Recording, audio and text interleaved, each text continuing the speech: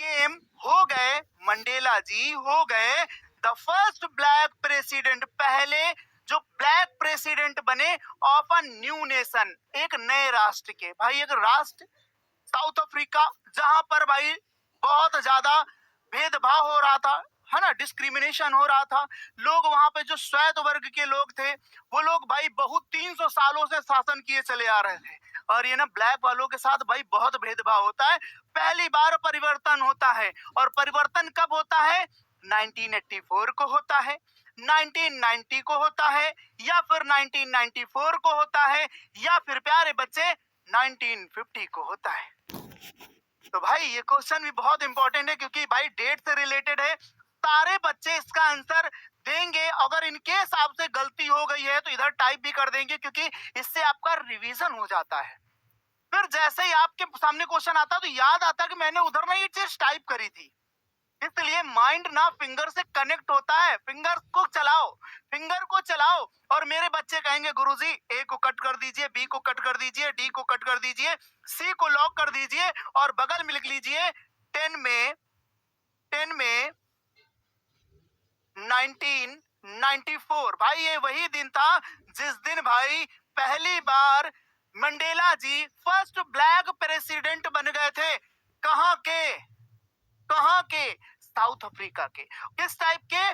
First black president. याद रखिएगा, president not prime minister. ये भी क्वेश्चन पूछा जाता है। क्या बने थे? प्रेसिडेंट बने थे। कौन बना था? मंडेला जी बने थे। यहां से भी कई सारे क्वेश्चन है आपके, सारे बच्चे क्वेश्चन पर नजर बनाएंगे। क्लियर? बेहतर आगे बढ़ जाऊं? आगे बढ़ जाऊं? बहुत ही अच्छा, बहुत ही अच्छा। चलिए क्वेश्चन नंबर 7 से पहुंचते हैं सीधा क्वेश्चन नंबर 8 पर। और क्वेश्चन नंबर 8 हमसे कहता है when was Anne Frank born. भाई एनी जी का जन्म कब होता है? ये जो चैप्टर है ना, सच में दिल को छू लेने वाला चैप्टर है। यहाँ से पता चलता है कि लाइफ कब कहां से कहां पहुंच जाती है। सोचो, एक छोटी सी लड़की 13 से 14 साल की उम्र में इतना फेमस हो गई, इतना पॉपुलर हो गई कि आज भी हम लोग उसे पढ़ रहे हैं। सबसे ज्यादा यंगेस्ट राइटर बन गई। इसके द्वारा लिखी गई डायरी इतना पॉपुलर हुई कि सबसे ज्यादा पढ़ी जाने वाली बुक बन गई। भाई हम लोग एनी फ्रैंक के बारे में जान रहे हैं, लेकिन इनसे क्वेश्चन पूछा गया कि एनी जी का जन्म कब हुआ? कब हुआ?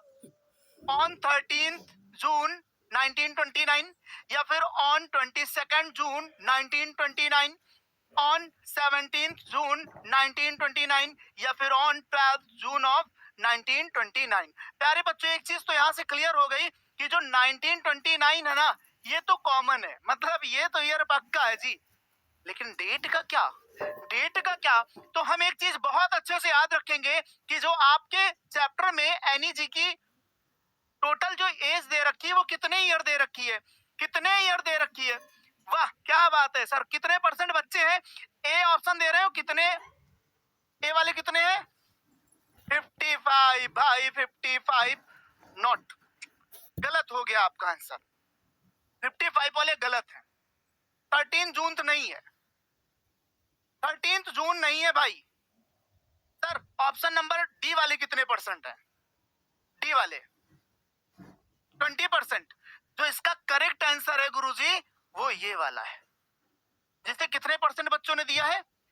20%। 12 जून। और इसी के 8 दिन बाद यानी 20 जून को क्या हुआ था? पहली बार इसने डायरी लिखना स्टार्ट किया था, जब वो 13 वर्ष की हुई थी। 42 में। क्लियर हुआ? कुछ याद आया? याद आया? याद आया? भूल गए थे गुरुजी, जल्दबाजी में जल्दी सब गड़बड़ हो गया। याद रख लीजिए भाई इस डेट को इसका जन्म हुआ था। और कब? 29 को। और इसी के 8 दिन बाद अर्थात 20 जून को 1942 को पहली बार इसी ने डायरी लिखना शुरू किया था। डायरी का नाम क्या था? Kitty kitty. याद आया? वो डायरी का नाम था। कब मिला था? उसके 13वें जन्मदिन पर मिला था। याद रहेगा सब कुछ? ओके बहुत बढ़िया। गिफ्ट बाई हिज फादर, नहीं नॉट, हाँ हर फादर होगा यहाँ पर, ठीक है। उसके पिता की जी के द्वारा उसे एक डायरी गिफ्ट करी गई थी। बहुत ही बेहतर, बहुत ही अच्छे।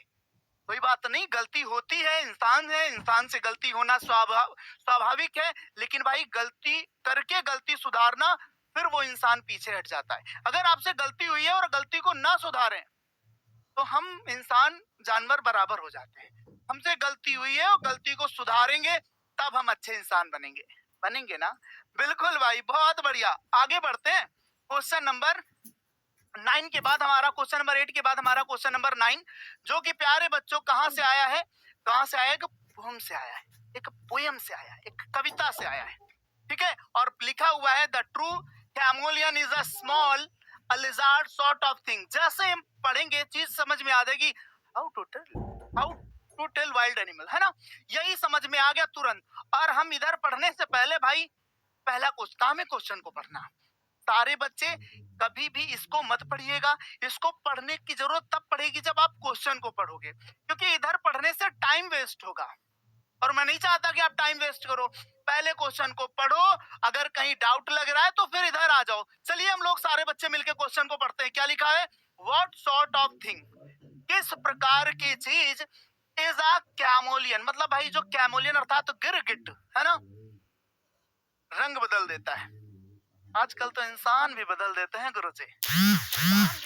जय श्री राम, है ना? बहुत बढ़िया। तो भाई किस प्रकार का जो गिरगिट है वो किस प्रकार का भाई जानवर है या फिर किस प्रकार का इंसेक्ट जो भी है उसी में हमको रखना है। अजीब है ऐसा बोल सकते हैं। तो भाई a true chameleon is a small a lizard sort of thing. मिल गया आंसर? देखो मिल गया आंसर। किस टाइप का है? छिपकली के जैसा है। ऑप्शन में देखते हैं। एन इंसेक्ट, क्या एक इंसेक्ट है? क्या कीड़ा मकोड़ा है क्या? या फिर अब पिजन, गुटरू वाला कबूतर है क्या? स्नेक, भाई स्नेक है क्या? या फिर प्यारे बच्चों ऑप्शन नंबर डी, लिजार्ड